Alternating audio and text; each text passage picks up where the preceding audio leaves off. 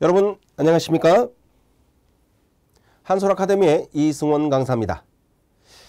자, 회로 이론에 의해서 다음 과목은 전력공학을 한번 맥을 짚고 가는 시간을 갖도록 하겠습니다.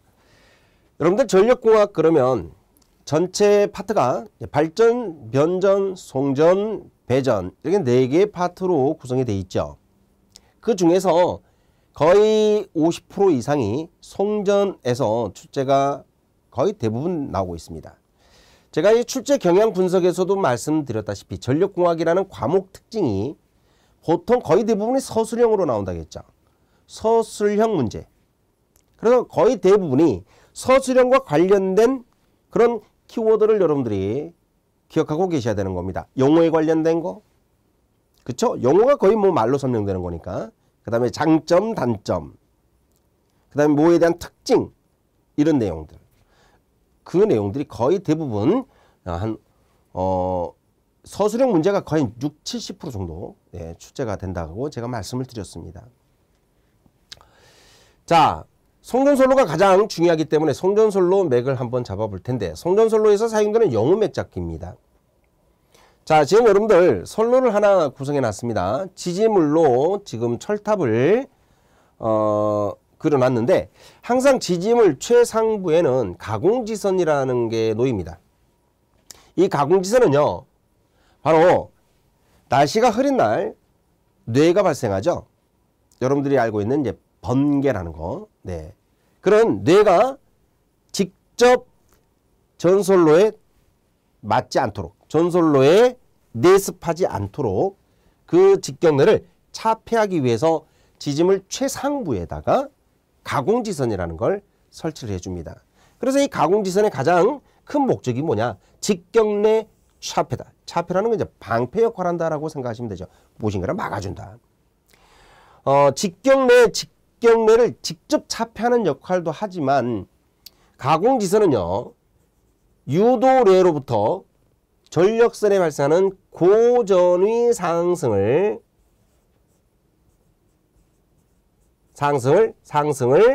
억제하기도 합니다. 또한 통신선 있죠. 전력선 주변에 통신선이 근접해 있을 때 통신선 유도장애를 방지해 주기도 합니다. 이런 다양한 성질을 가지고 있는 바로 이 용어가 전솔로 최상부에 들어가 있는 가공지선이라는 것이다. 그래서 이 가공지선의 특징에 해당하지 않는 것 또는 가공지선의 목적, 특징이 무엇이냐 이런 문제로 출제가 주로 되고 있죠. 자, 여러분들 직경뇌가 가공지선에 떨어지면요, 이 직경뇌는 철탑과 연결이 되어 있고요. 철탑이라고 하는 것은 도전성을 가지고 있는 재료잖아요. 그죠? 대지하고 직접 접속이 되어 있지 않습니까? 그러면 바로 이 철탑의 다리라고 표현한 게 탑각이죠. 탑각이 철탑의 다리라는 뜻인데 대지하고 접속이 되어 있기 때문에 접지가 되어 있다라고 표현을 하고 있는 겁니다. 그래서 이걸 우리가 탑각 접지다 이렇게 말하는데 이 탑각 접지의 저항값이 얼마냐에 따라서 이걸 탑각 접지 저항 이렇게 표현하고 있죠. 이 탑각의 접지장이 너무 커버리면 어떻게 될까요? 너무 커버리면 직경뇌가 가공지선을 통해서 철탑을 통해서 대지로 방전이 되어야 하는데 대지까지 와보니까 저항값이 너무 크더라 이거예요. 저항이 크면 어떻게 될까요? 뇌전류가 대지로 흐를 수가 없는 겁니다. 그럼 다시 뇌전류가 어떻게 될까요? 다시 전솔로 쪽으로 타고 가버린다 이거죠. 이렇게 뇌전류가 대지로 향하지 않고 다시 전솔로 쪽으로 역류해서 흐르는 걸 우리가 역섬락이라고 말합니다. 역섬락. 탑각접지장이 너무 커서 대지에서 전솔로 쪽으로 역류하여 아크전류가 흐르는 이런 걸 우리가 역섬락이라고 한다. 자, 이 역섬락이 일어나면 이 섬락전류가 대지로 흐르는 게 아니고 전선 쪽으로 흘러버리니까, 전선로로 흘러버리면 이 전선로에 연결되어 있는 모든 기계기구, 뭐 전선 자체도 그렇지만 외자장치나 또는 뭐 근교에 있는 변전 설비, 또 근교에 수용가가 있다면 수용가의 수용 설비, 이런 것들이 모두 뇌로부터 영향을 받게 될 수밖에 없다.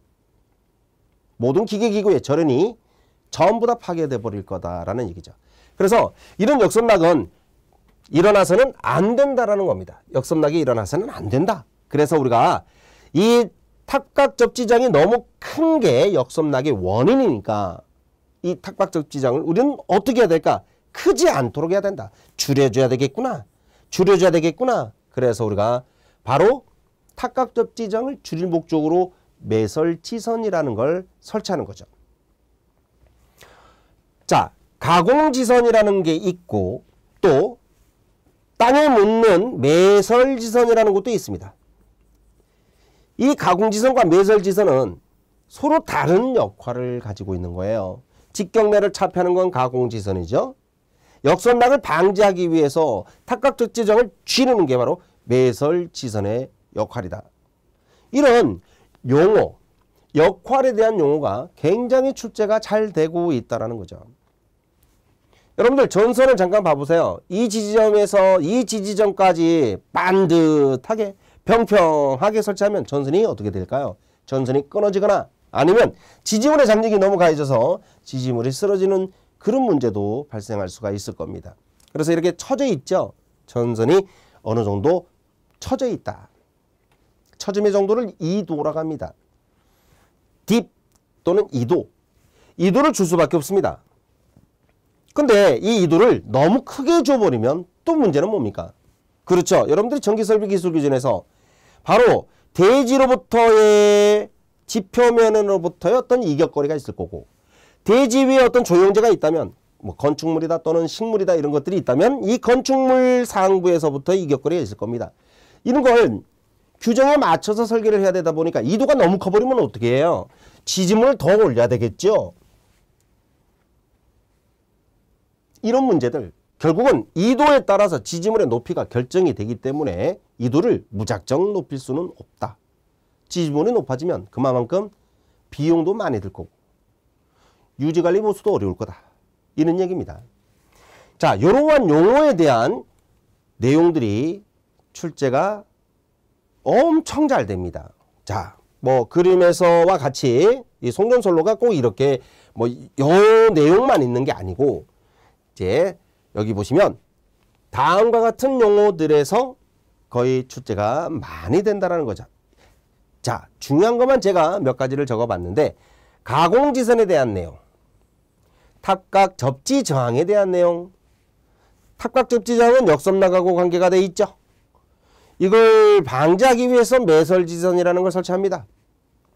가공지선과 매설지선 구별해 줘야 되죠. 직경례를 직접 막아주는 건 가공지선이지만 직경례가 대지로 흐르지 못하고 역섬락이 발생하는 걸 방지하기 위해서는 매설지선입니다. 물론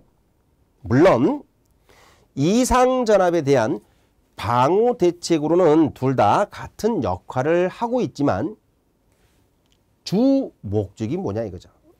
주요한 목적이 틀리다는 거, 그걸 여러분들이 구별을 해 주셔야 된다는 거예요. 자, 우리가 아킹온이라는 거, 보통 아킹온 또는 소호환, 소호각 뭐 이런 아킹링 뭐 굉장히 다양한 표현으로 쓰고 있지만, 자, 이 아킹온은 송전선과 철탑의 지지물과 직접 접속을 하지 않고 바로 절연장치인 애자를 이용해서 철탑과 전선을 절연시키고 있죠. 이 애자가 하나만 매달려 있는 게 아니고 여러 개가 연달아져서 이렇게 이어져 있어요. 이걸 우리가 애자련 이렇게 말합니다. 이 애자련에 우리가 가공지선인 뇌전류를 차폐한다 그랬죠. 그러면 철탑이 인가되는 거 아닙니까? 그런 뇌전류 방전에 의한 그 애자의 절연 파괴 또는 전선로에서 발생하는 코로나 방전에 의해서 애자의 절연 파괴, 이런 애자에 가해지는 어떤 충격 전압을 막아주기 위해서 우리는 애자를 이렇게 철탑 측과 전선 측에서 감싸주는 장치가 필요한데, 이걸 우리가 아킹혼이다 이렇게 말합니다. 다시 말하면 아킹혼의 목적은 애자를 직접 보호하기 위해서죠. 애자련을 보호한다, 애자를 보호한다, 이렇게 설명하시면 되는 거죠. 자, 6번째는 가공전선에서 RLC를 표현하는 방법. 네, 가공전선에서 RLC를 표현하죠. 왜? 전선은 바로 L입니다. 전선은 L이죠. 근데 이 전선을 순도 100% 구리선으로 만들 수가 없잖아요. 그렇죠? 그래서 이 전선에 포함되어 있는 저항성분이라는 게 있습니다. 전선 자체의 저항성분. 그래서 R이라고 이제 표현을 하고요. 또 전선과 전선 사이가, 전선 한 가닥만 연결되는 거 아니잖아요. 송전선로는 3상이니까 기본 3가닥 지나가는 거 아닙니까? 선과 선 사이와 선과 대지 사이에는 공기라는 절연체, 다시 말하면 유전체가 채워져 있단 말입니다. 그러다 보니까 결국 유전체에 발생하는, 유전체 내에 존재하는 정전 용량 C성분. 그래서 이 송전선로에서는요, 우리가 회로 정수로 썼던, 회로 소사로 표현했던 RLC가 모두 표현된다라는 얘기입니다. 그래서 이 RLC와 관련된 내용들 모두 알고 계셔야 되겠죠. 자, L에서는 뭐가 나옵니까? 작용 인덕턴스. C에서는 작용 정전 용량, 성간 정전 용량, 뭐 대지 정전 용량, 이런 표현들. 정전 용량에 의해서 계산 문제가 또 나오죠. 네, 일선 지락 전류, 충전 전류, 이런 것들은 계산 문제입니다. 그래서 이 RLC와 관련된 내용들, RLC와 관련된 내용들, 여기에는 영어뿐만 아니고 계산 문제도 속해 있다는 거죠. 출제 굉장히 잘 됩니다. 자, 그 다음에 송전선로에서 여러분들 코로나 방전 일어나지 않을 수가 없죠. 왜? 송전선로는 초고압 송전이기 때문에 보통 우리가 3, 4, 5, 7, 6으로 송전을 하잖아요. 그러다 보니까 공기의 절연이 파괴되는 현상이 나타날 수가 있다. 다시 말하면 전선이 나전선을 쓰다 보니까 나선선과 공기가 이렇게 맞닿고 있는 부분, 그러니까 전선의 표면이겠죠. 전선의 표면. 자, 그 표면 중에 공기의 절연 상태가 안 좋은 곳에서 불꽃 아크 방전이 일어나기 쉽습니다. 그걸 우리가 코로나 방전이라고 하죠. 이 코로나에 대해서 굉장히 출제 잘 됩니다. 네, 코로나 현상이 발생하는 원인이 뭐냐? 그걸 방지하기 위한 대책은 뭐냐?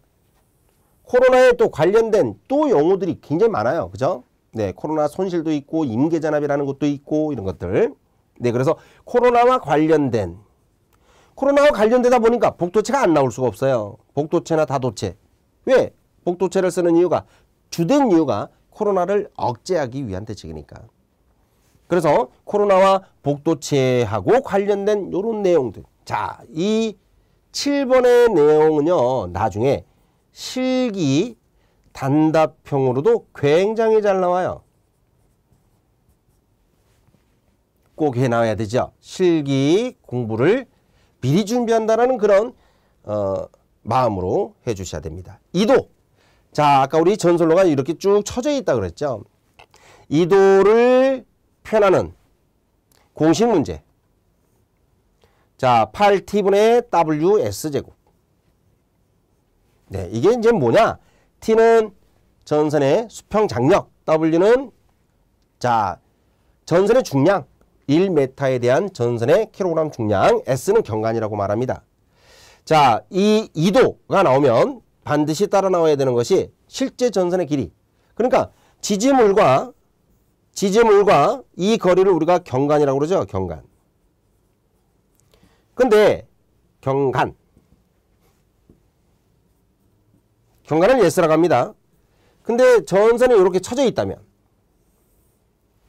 전선의 실제 길이가 경관보다는 길 거 아닙니까? 당연하죠. 그래서 경관보다 얼만큼 길죠? 3S분의 8D제곱만큼 깁니다. 그래서 2도가 나오면 반드시 실장이라는 것이 따라 나올 수밖에 없어요.